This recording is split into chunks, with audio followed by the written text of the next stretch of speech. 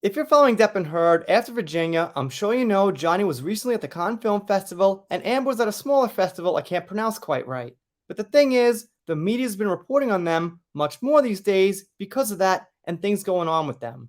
Also, recently, Amber made a post on Instagram after a very long time of not posting anything. So that's what this here is about. It's from the Inquisitor, if I'm saying that right, and obviously, there's going to be a few things wrong with the article, which I'll point out. It's pretty new. It's from July 4th, 2023, and it says Amber Heard limits her comment section after getting trolled by Giant Depp fans on her first IG post. I guess they meant to say first post in a long time because obviously she's been on Instagram for a long time. Okay, so they say trolled, and I've been saying this for years. There's always going to be some trolls, some TURD jokes and stuff like that, but they don't mention that a lot of these people are bringing facts to the table. They also don't mention that Amber's had her comment section shut off for as long as anyone can remember. For me personally, I don't know, man. 3 years ago, maybe 4 years ago or something, she shut it off on Twitter also. So that's not quite right. We've got a rough start out the gate. Let's see what we got. After a long hiatus in December 2022, the Aquaman star appeared at the 69th Taormina Film Festival for her upcoming movie In the Fire.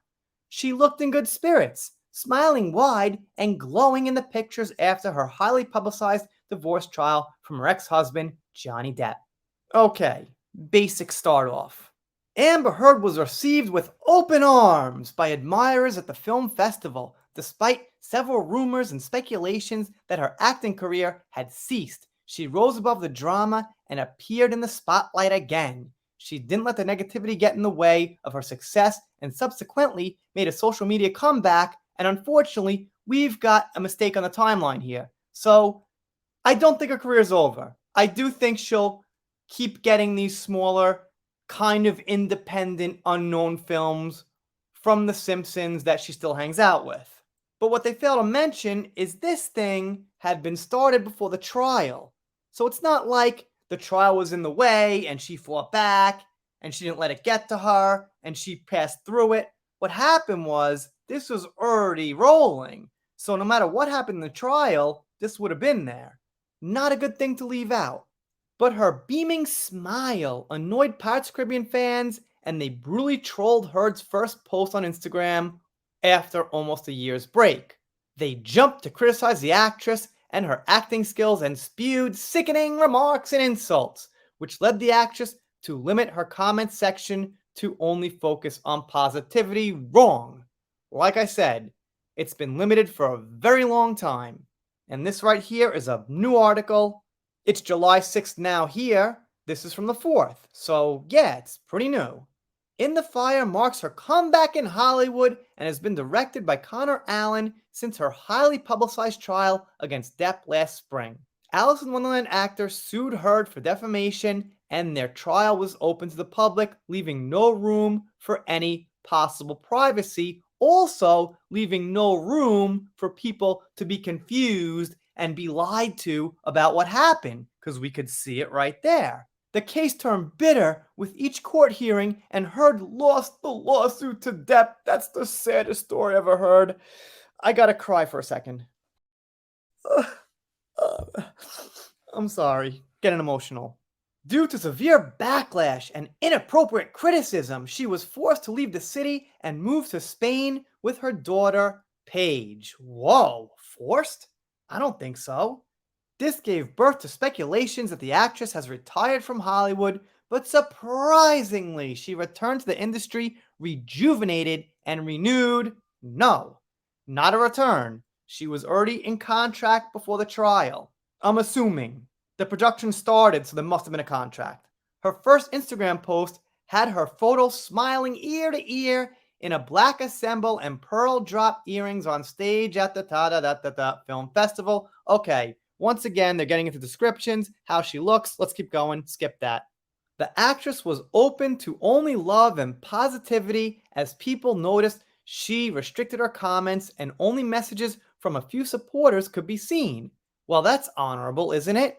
I mean, no matter what, you should Be for freedom of speech, in the spirit of freedom of speech at least, and let people say what they want. And if you're really innocent, you should be unaffected by it. That's why when people call me all kind of names on Twitter, because I've got an opinion on a movie or a racial swap or gender swap or something, I ignore it. Because my opinion's valid, it's well thought out, and I've got reasons. So the name calling, yeah, kind of gives me a little laugh. So can't Amber just be like, well, I know I'm innocent, I know I'm the victim, so I'll get a good laugh out of these trolls? She can't. Probably because it's true and it gets to her. But we're not trying to think so deep here with this article. We want to talk about how she looked, her smile, the new movie, that kind of thing. And they point out some things on Twitter that was said about her.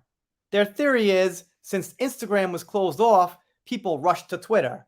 Yes, Twitter's got over 200 million users. People talk about everything on Twitter.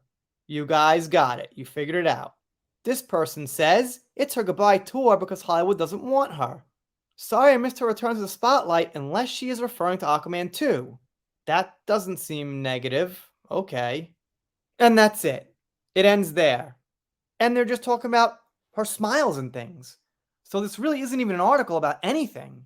The thing is, when they point out these comments, and there's not too many here, by the way, they say all these troll comments, they've got like 2 there. They only take the worst of the worst or the very negative ones. They don't take the ones that are pointing out factual things. From my experience, is to be most of them. And even if there's a little joke or humor, if it's still pointing out something factual, I still think that's fine.